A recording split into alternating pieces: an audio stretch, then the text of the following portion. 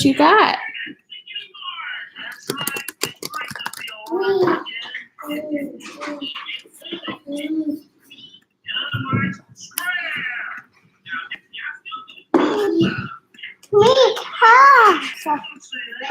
No. Don't play with that. Pick up your donkey. Thank you.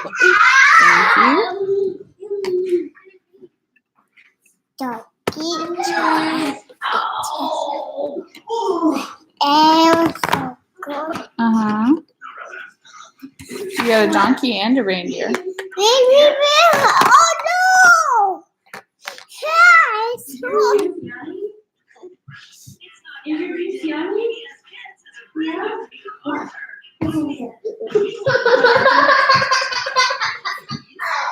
You're okay.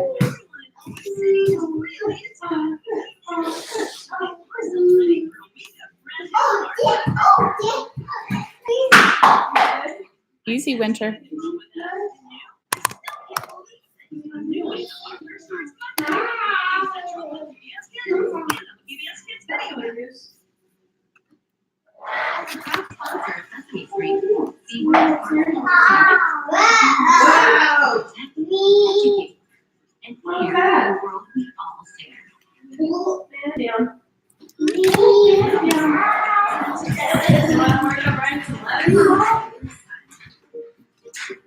Yeah, he's definitely trying. Yeah, I saw it. It was a perfect egg in there. And he did that by himself. Like, when I try to work with him on it, he doesn't want to do it. Yeah, but I just left him alone with the paper and he did it. Like, I went back and saw the paper later and was like, Yeah. I think it's because he's annoyed with how I'm trying to make him. Do it. Yeah. All right.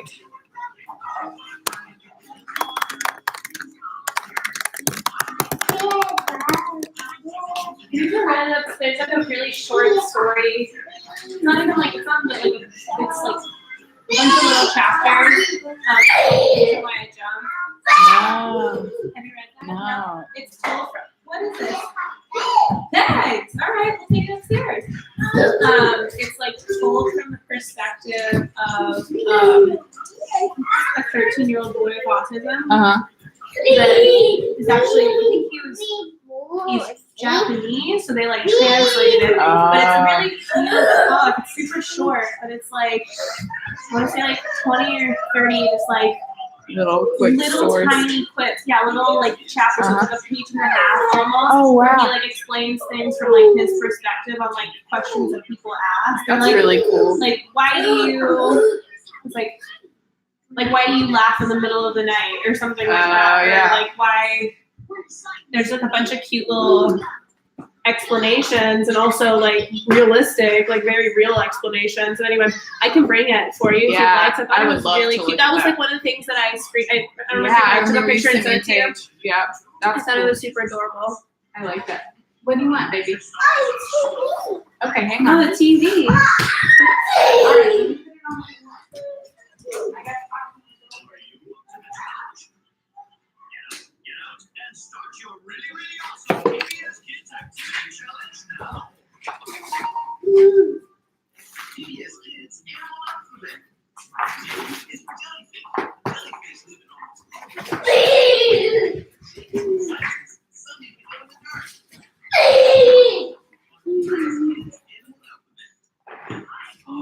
Wow, these look like awesome birds.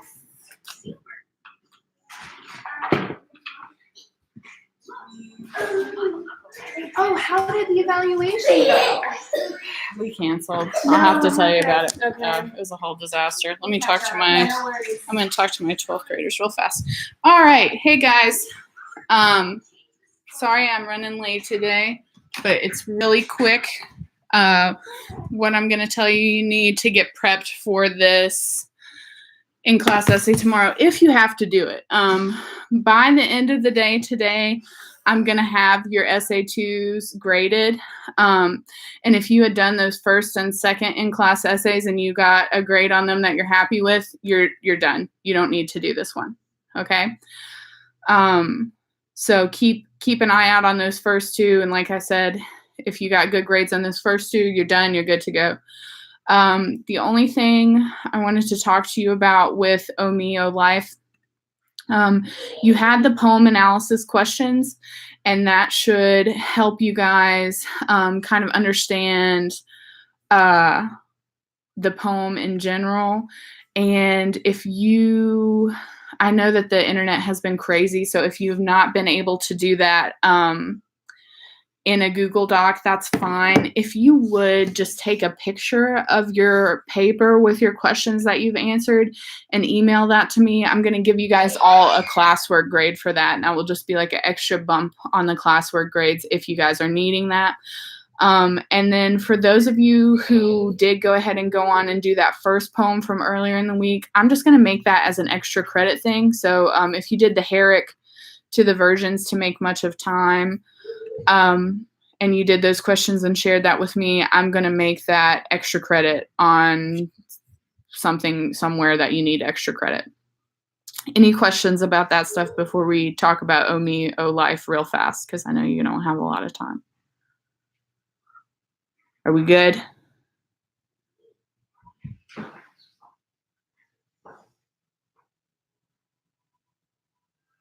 The one from yesterday should be the Whitman poem.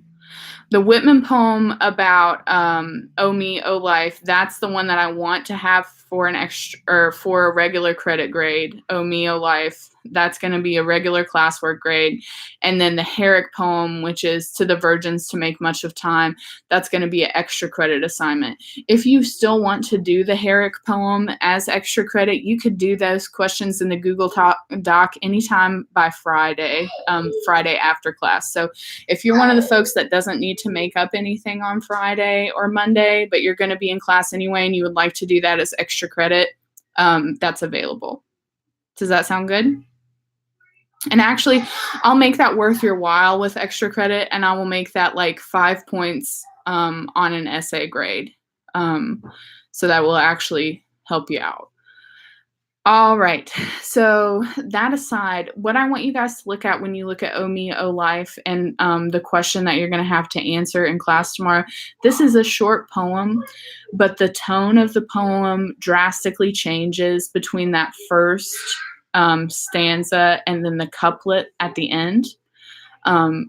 And so in your in-class essay tomorrow, if you have to write this third one, you will be analyzing the difference in the author's tone between that first stanza and the last one.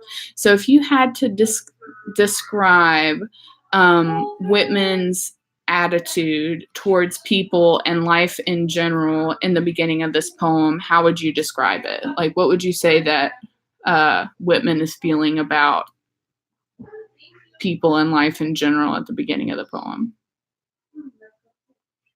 Is he very positive?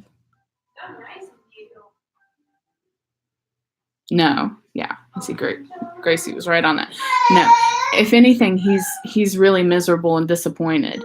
Now, he at least isn't rude about it. He says, and who more foolish than I, who more faithless. So he says, in general, and this is like poor translating, but like, man, I look out at people and they suck. They're the worst. And I suck too. I'm not saying that I don't suck. And so he talks about eyes that vainly crave the light, meaning that they want to be good and they want everything. Of the objects meaning that people are materialistic. Of the poor results of all, the plodding and sordid crowds I see around me. And so when you're talking about tone in the beginning of this, I just want you to pull out specific words or phrases that show that his attitude is really negative towards people and life in general. But then in that last couplet at the end, it totally flips. You are here. Life exists an identity that the powerful play goes on and you may contribute a verse. So he goes from being really negative to uplifting. This idea that life is a powerful play, the world is a powerful play, and all of us can contribute a verse on stage. Sorry, Winter's throwing a fit. Let me grab her real fast. Be right back. Winter, what's up?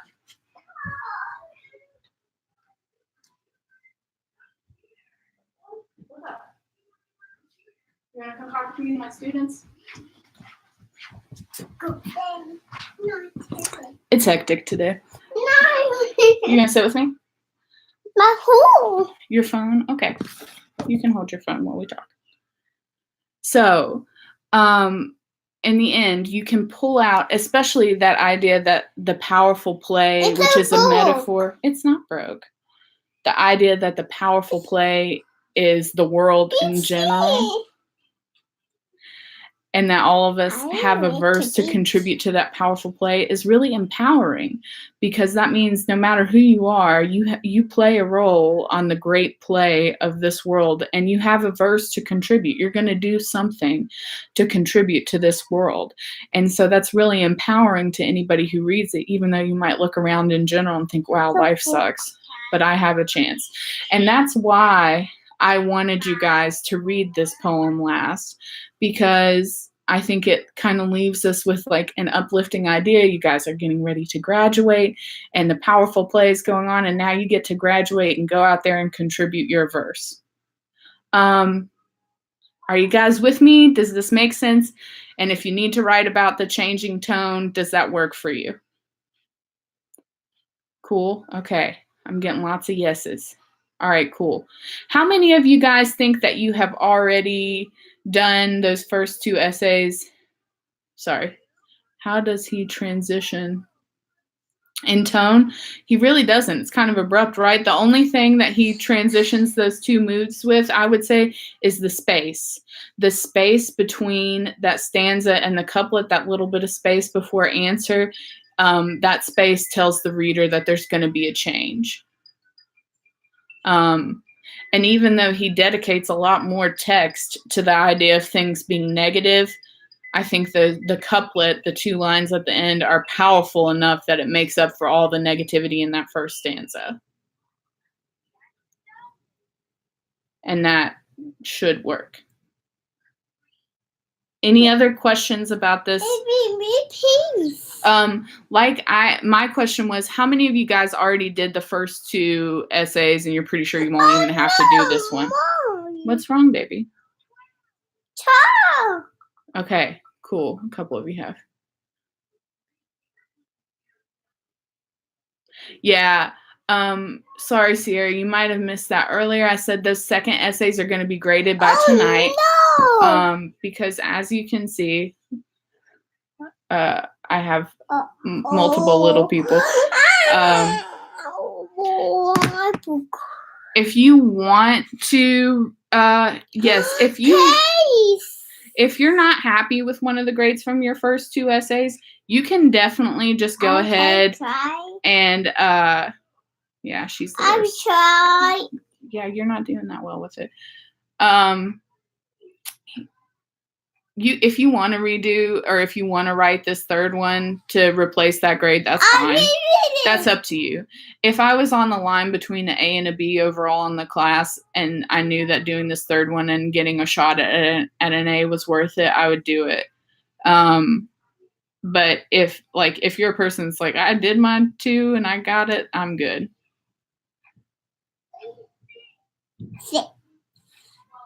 If you do well on that second one, yeah. On the second one, I wouldn't do it. Yeah. Don't do more than you got to do. Oh, yeah, of course. Yeah, that's no problem. All right. Anybody else have any other questions, concerns, or worries? We're almost done, guys. The home stretch is here. What will be the prompt for tomorrow's essay? It's going to be something along the lines of, in O Me, O Life, Whitman makes a stark transition in tone and describe that transition in tone. So you're going to have to, and it will just take two body paragraphs. You're going to do one body paragraph where you identify the tone in the beginning of the poem, and then one body paragraph where you identify the tone at that couplet in the end. And then in that second body paragraph, you're also going to talk about how that's different than the first one. So that's all you're doing, is tracing the change in attitude. Remember that tone is author's attitude, so you want to use attitude words feeling words. So you could say like his tone at the beginning of the poem is miserable or negative or jaded. I'm watching you, Caitlin. And then I would say at the end, his tone is uplifting.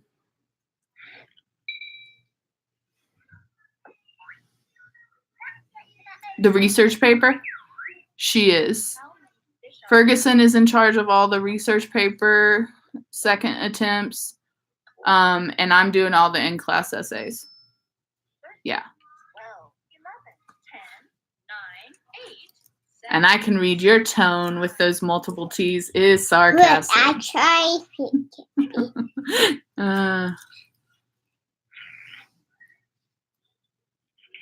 Yes.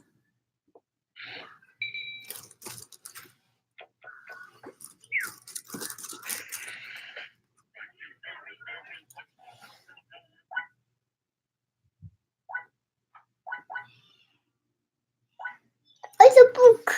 My book. My little book. My book. I just do it to stay safe then. Caitlin, that's what I do.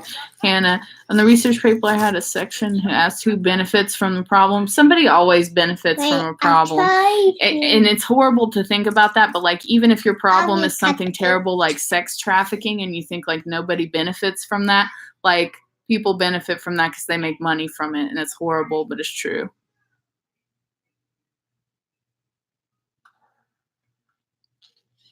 Okay, with PTSD in general, in their day-to-day lives. Well, in general, depending on the cause of PTSD, people still benefit from people getting PTSD because a lot of people who have PTSD are soldiers. And so the benefit, unfortunately, is that like our country is protected, right? We're able to maintain freedom. However, this is the cost of that freedom. That's probably how I would approach that. That's the only possible benefit I can think of that.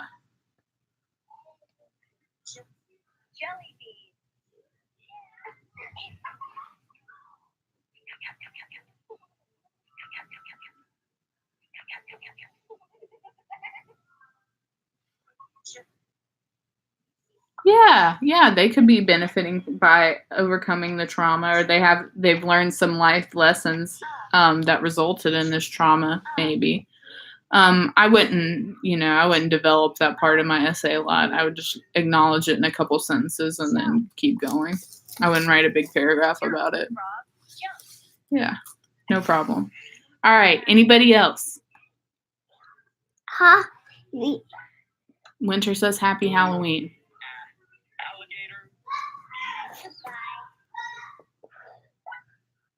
All right, my loves, since y'all are quiet, I'm going to get off here and chase some babies and grade some papers for you guys, and I will catch up with you later. Bye. Email me if you need anything.